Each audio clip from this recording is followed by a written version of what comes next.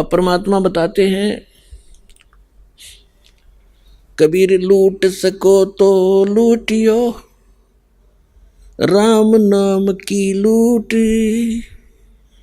पीछे फिर पछताओगे भाई प्राण जहांगे छूट। वो पृथ्वीपति चकवे गए जिनके चक्कर चलंत, रावण सरीखे कौन गिने भाई ऐसे गए अनंत। राम रटत दारिदर भलो, न टूटी घर की छान, वो कंचन मैल किस काम के, जा भक्ति नहीं भगवान। राम रटत कोड़ी भलो, चू चू पड़े जो चामे, वो सुंदर दे किस काम की, जा मुख नाही नाम। कबीर जिव्या तो वाए भली, जो रटे हरि नाम, नहीं तो काट के फेंक दियो, ये मुख में भलो ना चाम।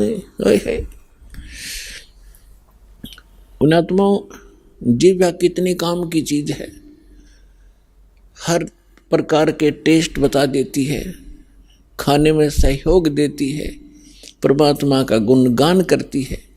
यदि हम इसका यथार्थ यूज नहीं करते, सही प्रयोग नहीं कर रहे हैं, जैसे सारा दिन झूठ बोले, पेट के लिए अटपट करते हैं, किसी का गलत गवाही देकर उसको सजा प्राप्त करवा देते हैं अपनी इस जुबान से, तो ये जुबान आपके लिए सबसे बड़ी दुश्मन से दोएगी और अगले जन्म में आपको पशु योनि में भेज दिया जाएगा। जुबान होगी लेकिन इसको आप बोल नहीं सकोगे।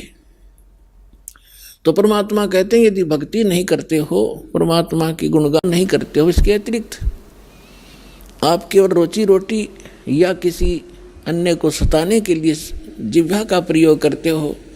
कबीर साहब कहते हैं, हितै पराई आत्मा जीभ बांध तलवार। एक तगड़ा व्यक्ति एक कमजोर व्यक्ति को ऐसा वचन बोल देता जुबान से, अब उसकी पार तो बसाए नहीं, क्योंकि हर तरह से सब उसे तगड़ा है, बलशाली भी है, वैसे भी राज में पहुँच है, तो वो व्यक्ति उसको प्रत्युत्तर ना दे करके बैठ कर रोता है अपने घर पे, उसकी आत्मा दुख पाती है। तो उसने उस जीभ से तलवार का काम कर दिया, उस आदमी की आत्मा काट दी। उसके बैड अकाउंट में लिखिएगी, बेशक वो गरीब ना बोल सकता, परमात्मा सारी सुनता है।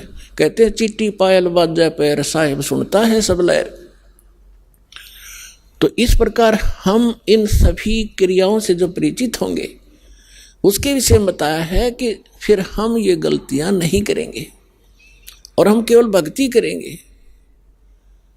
तो परमात्मा बताते हैं कि जब आप भक्ति ना करके और अन्य किसी भी विषय पर चर्चा करोगे, आपको ये बात याद आवेगी, क्यों टाइम वेस्ट करा। अपने कोई भक्ति करेंगे या नित्यनेम करेंगे या मंत्र जाप करेंगे, ना अपनी कोई पुस्तक धार्मिक वो पढ़ेंगे, उससे पुण्य बनेंगे। इसके अतिरिक्त हम जो भी करते हैं बोलते हैं वो व्यर्थ है, वो यूजलेस है। इसलिए सभी संतों ने इस बात को समर्थन दिया है कि परमात्मा की भक्ति करो, बाकी आप जितना भी क्रिया इसके अतिरिक्त करते हो ये आपको लाभ नहीं देगी।